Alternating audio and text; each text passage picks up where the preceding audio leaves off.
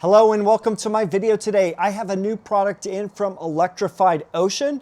What it is a USB wiring harness that connects to the rear USB ports on the center console. You route those to the center storage bin, and that gives you 2 extra USB ports. So I'm going to be unboxing and showing you how to install it. So let's get started. If you remember in my previous video, I did the CarlinKit installation, which is part of the hardware kit of the OS 2.6 update.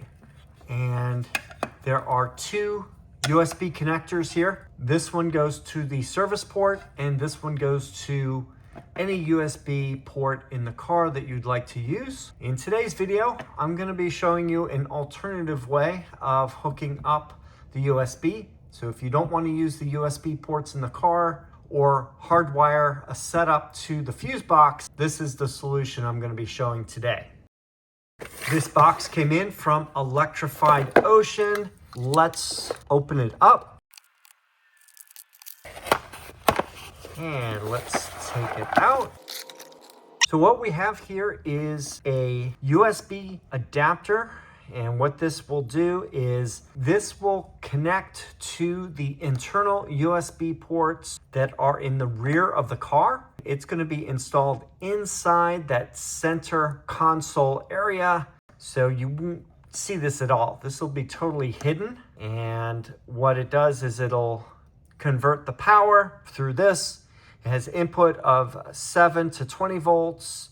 And output is 5 volts, 3 amps max. And then we have the 2 connectors here. So this is what we're going to be attaching to the car. And then one of these can be attached to the CarlinKit. So if you want to do this, for example, like that, that's how that would connect.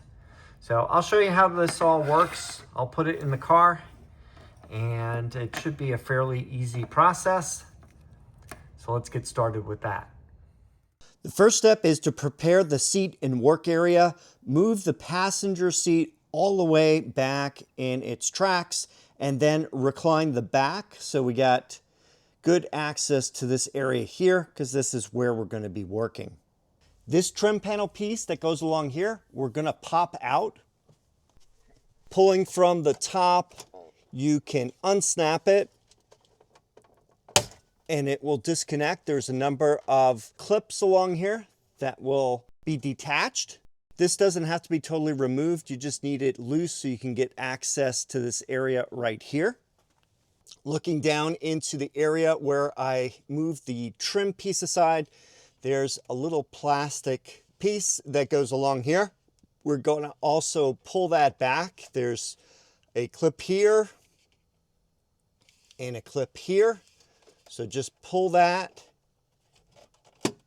like that. You'll hear it unsnap. And then there's another one right here like that. And this will give you access to the area in between. And that's where we're going to be snaking the wires through from the back area here where the USB-C connector is. And then we're going to route it towards the front. Here we are in the rear seat. This is the back of the center console. And if we press right here, this panel will drop and you can see the USB-C ports inside. I'm now going to press on either side of this and it will drop down. There's little tabs that hold it in place.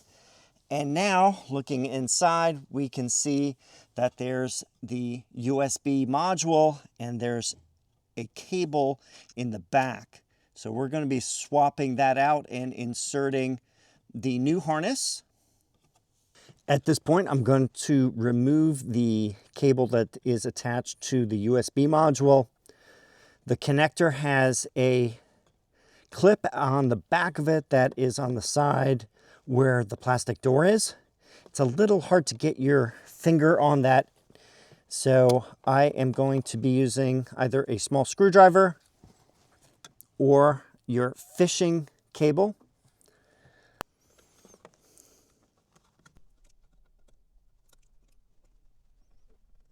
There it goes, slowly but surely.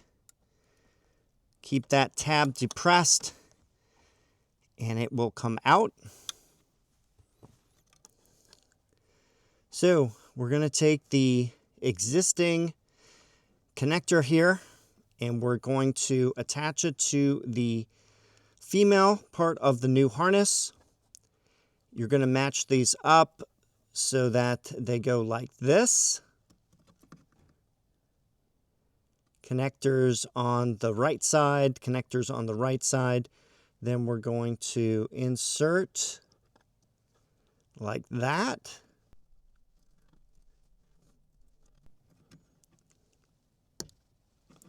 And it will snap into place. It is now fully seated. Then we're going to take the other end of the harness and we're going to do the same thing. We're going to insert it into the module. We're going to have the flat side with the tab facing the door. And then we're going to insert that into the opening. Make sure it goes in straight. And then push all the way down. It will snap into place. You'll hear that clip. And now the remaining part is these two USB connectors here and the module. And we're going to fish these through the opening here and then to the side panel that I opened up in the beginning. So for fishing, you could use either a metal coat hanger or if you have a fishing tape, you could use that. What we're going to be doing is putting a slight curve on this so that when we insert it, we can reach it easier on the other side. I am going to be attaching the two USB cables here to the end of it. And I am going to use some gaffer tape. You could use electrical tape. It really doesn't matter. It's just to keep this attached while we try to get it through that opening. And for the second USB, put it down below the first because otherwise it's going to be too thick to get them both through. So I am going to also attach it with the gaffer tape onto the metal here. At this point, I can take the fishing tape, or in my case, a coat hanger, and we're going to route it through the middle area here, and we're going to curve it in there and fish it through, and we'll try to get it out on the passenger side that I showed you earlier. And I have a bit of a lead on this so I can grab it. So I am going to put that through the center and then route the cables behind it.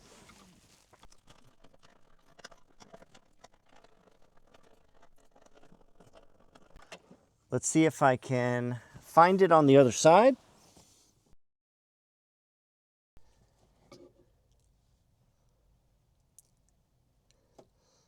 Looking down into the opening, you can see the wire right here. So I have a little bit of a curve on it so I can reach down and grab it. And then at this point, I'm going to pull it all the way through, up and out here. All right, so I got the wire through, and you can see the start of the USB cable coming up through the inside there, wrapped in the tape. Sorry, it is really hard to film this because it is very dark in there. And I'm trying to get the second USB through there.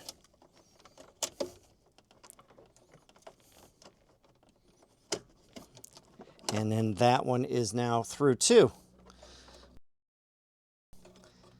You can see it right through here.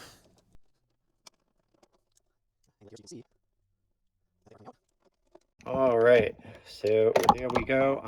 I'm now going to detach the USB ports from the metal coat hanger. All right, so they are now detached. I'm going to pull that out. Now we can put the USB ports right in this area here while we tidy up the interior. Make sure that the wires for the USB cable are not being pinched by any of the connectors. For example, here and here. Make sure that they run along the side so that when you snap it in, they don't get caught and pinched. You can just press these back into place. Those clips for that inner panel, those will all snap into place. And then now we can bring the trim panel up, and what we're going to do is there's a little slot here that the USB cables can fit through, and then they're just going to dangle right there. So I am going to put them like that, and then I am going to close the trim piece over it, and then I'm going to snap it in place all along here, and then we are all set with the side. Here's a view of them from the inside here. And you can open and close the cover with no problem. Doesn't interfere with them at all. And if you are using this for the Apple CarPlay Android Auto device, sometimes you could mount that box inside here. Or if you want, you could mount it lower in this area here. You can have the USB connect to these, and then if you want, you could even have these inside this panel here if you don't want them sticking out. So if one of these is used for your device and you have it hidden in this area here, you may just want to route it behind this panel or the lower panel. So it's up to you how you want to do it. And then when this is hidden, you don't see it at all. Once everything is through the opening, we are done back here, so we can push the door back up and then push in on the sides, and then it goes back to its original position. So if you want, you can close it or open it. Before finishing up, let's test out the USB ports to make sure that they're working. So I happen to have a battery case here, and I am going to attach it to the USB port.